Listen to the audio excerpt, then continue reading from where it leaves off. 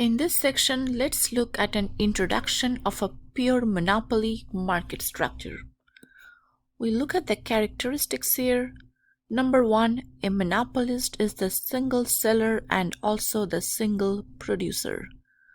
Number two, there are no close substitutes of the product, unlike the perfectly competitive market structure. A monopolist is a price maker. It has considerable control over the price and also the total quantities supplied in the market. Also, there are strong barriers to entry so that they can keep their monopoly position, and there are non-price competition, as for example advertising to increase demand for their product. Next, we have some examples of monopoly market structure. With that, I can add the Siberian corridor, which is also an example of monopoly that you answered in one of your discussion posts. Now, we look at barriers to entry. Examples of barriers to entry are economies of scale. I'll look at economies of scale in the next slide. Then we have legal barriers to entry like patents and licenses. Then we have ownership or control of essential resources. As for example, Vail, Canada owns 90% of nickel resources in the world.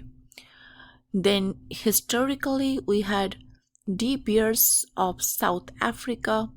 Once upon a time, they were controlling 85% of diamond manufacturing.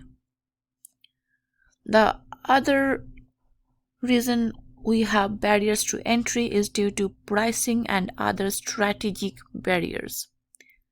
So the monopolists are going to lower their price or step up on advertising that will make a new entrant difficult to survive in the market.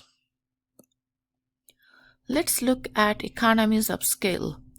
I have average total cost on the vertical axis and quantity on the horizontal axis. As you can see here, the average total cost of production keeps declining. This is the long run average total cost of production. If we have a monopolist or a single producer can produce 200 units at an average total cost of $10. So here I have one seller and the total quantity sold in the market is 200 units. If I have two sellers, each of them producing 100 units, the cost goes up to $15. Then if I have four sellers, each of them producing 50 units, the cost goes up all the way to $20 per seller. So it's really the cheapest option for a monopolist to stay at the market and produce 200 units at the lowest possible average total cost of $10. So here goes all the introduction of monopoly market structure.